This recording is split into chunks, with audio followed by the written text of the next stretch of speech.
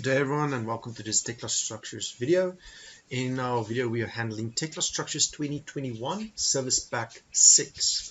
Now in this video I'm going to show you how to start off. Once you've installed the entire Tekla Structures with its environments, whatever environments you're using, I'm going to show you now how to start your model, set up a grid line and also your project properties. So let's start off. The first thing that we're going to do is we're going to go to our tab that says new. And in our name, we can type in whatever you want the name to be. So in my case, I'm just going to say it is video 1. Now, of course, you can choose a place to place it in. You'll see I have different types of folders here. The reason is each folder I use for a different purpose. You can even choose browse and create a brand new folder in which you can save it. So what I'm going to do is I'm going to press create. Now, just remember, you can do that. You can even load up a sample steel building, as you can see over here, and you can even use FabTrol settings for SA, or I'm just going to go blank. You can even create your own by giving it a title, a name, and it will load those settings automatically. Now, in this video, I'm going to show how to manipulate and use your Tekla Structures 2021 to your advantage. But I'm not going to show you any unit standards or teach you any unit standards. So all the requirements or queries that you might have must be of the program itself and how to use it. Now, as you can see, it's done loading, but it still has to do a few things. Now, the first thing is, because I'm using an educational version, I'm using this for educational purposes. Please do not use the education version of Tekla for private work, just for education purposes such as this. So I'm going to say yes, because I'm going to save it as an educational purpose. Now, the reason is simple. Once you do that, the reason is that if you print drawings, it will give a huge watermark stating education. All right, so first up, let's start off with our project properties. Now, to do the project properties, all you have to do is go to your left side over here.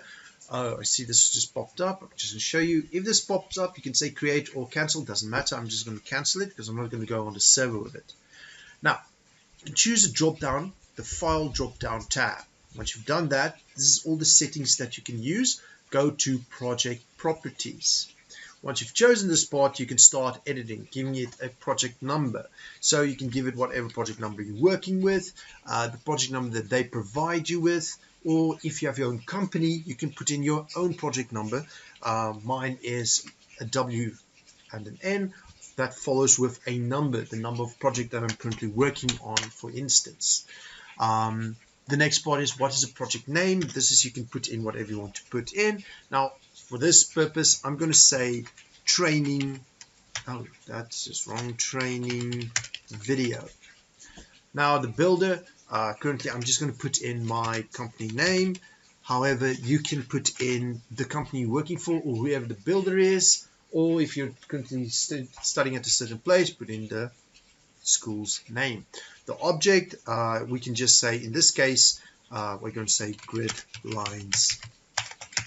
Or let's start off, let's say just a normal platform structure. Where is it located at? You can put in the location, meaning, or the designer, first of all, W. It's me. You put in your initials or whatever. The address, you can put in location or address. I'm going to go with the address because the address is where it's currently at. And I'm going to type in Rustenburg. Now, of course, you can put in the location that they provided. You can leave all of this in.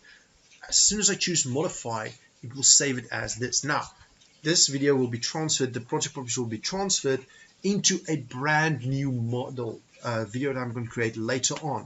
All right, so let's start off. We've done the project properties to our satisfactory. Now, to show you where it is appropriate into, this is where it's going to go.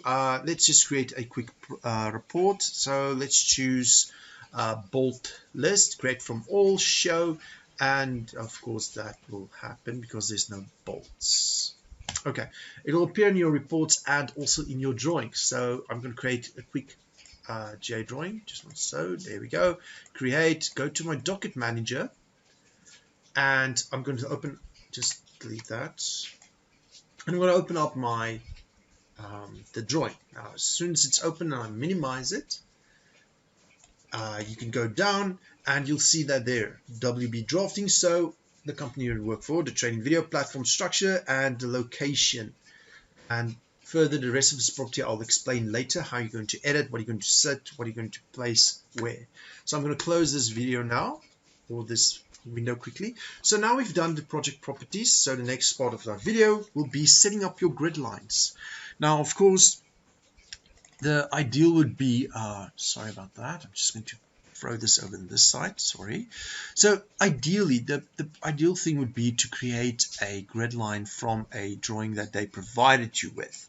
So you're going to have to create a grid line to your satisfaction. Now, of course, I'm just going to show you quickly a project. I'm just going to open up quickly. Let's see which project will work swimmingly for this.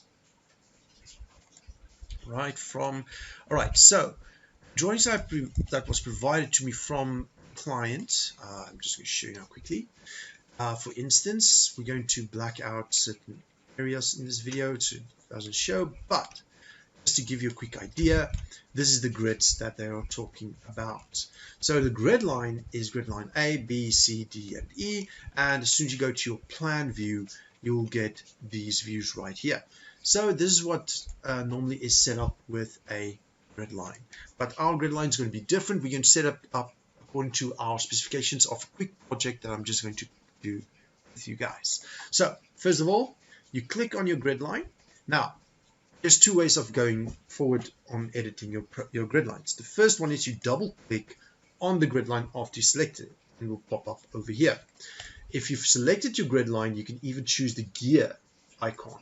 If you click on that, this will pop up and you can start editing your grid line. Now, I'm going to press on the background. I press Ctrl P, get a plan view of my 3D view. So you can see, there it is. Now to rotate, I'm holding in Control and the middle button. So let's go back to our plan view.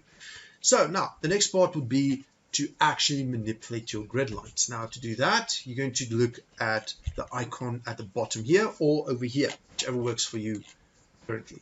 Now currently the grids is set up in X and Y. Now in X we want it as 7 meters and Y in 6 meters.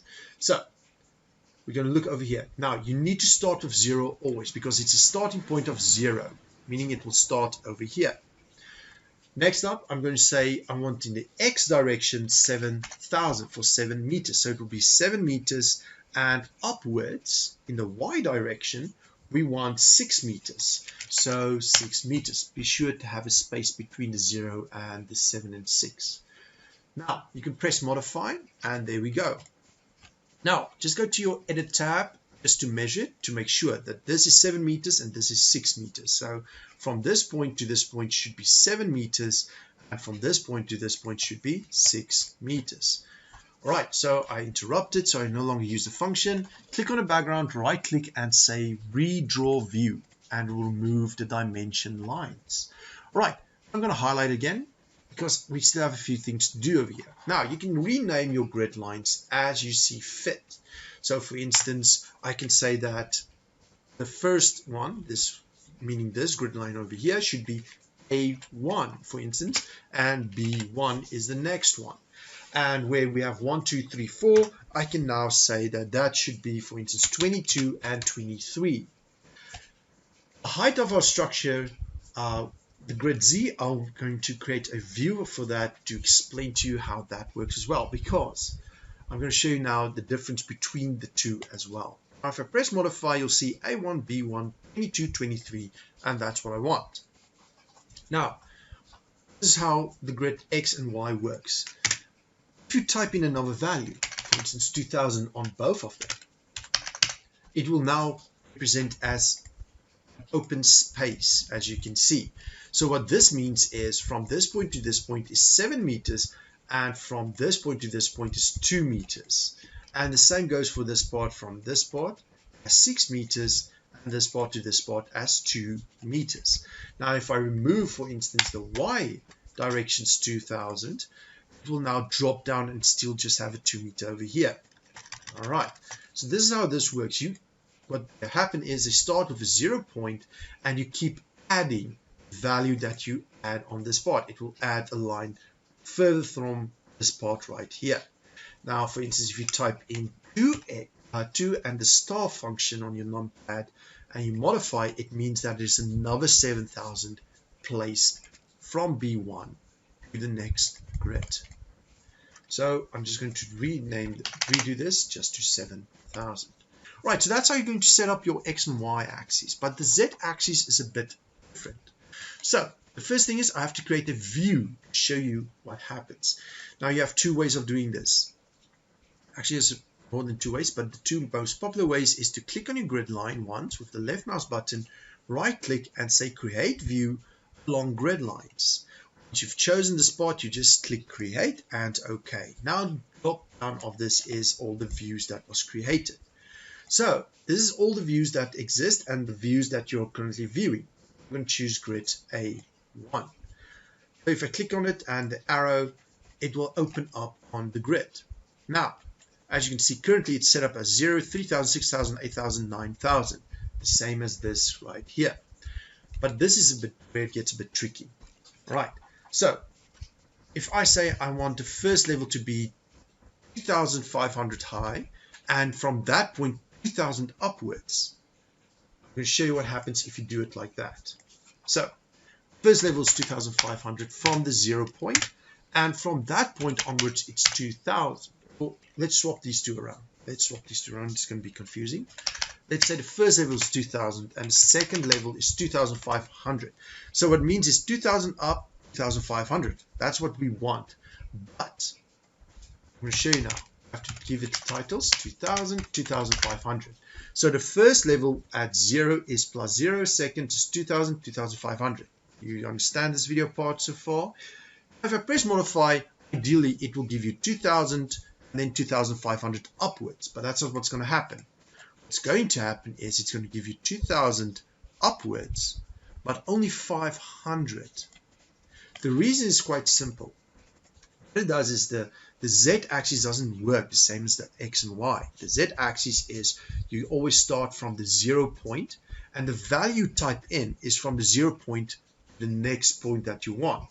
So to get the total of 4,500, as it should be, because if I modify it, you'll see just the name changes, is this should be 4,500.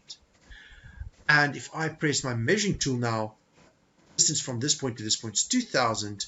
This point to this point is 4,500, which means that this point to this point is the desired 2,500 that I wanted. So remember that the X and Y axis were different from your Z axis, and that's just how you're going to go. Okay, I'm going to close the window now, go back to my 3D view, and that is how you're going to set up your project properties and grid lines on a model.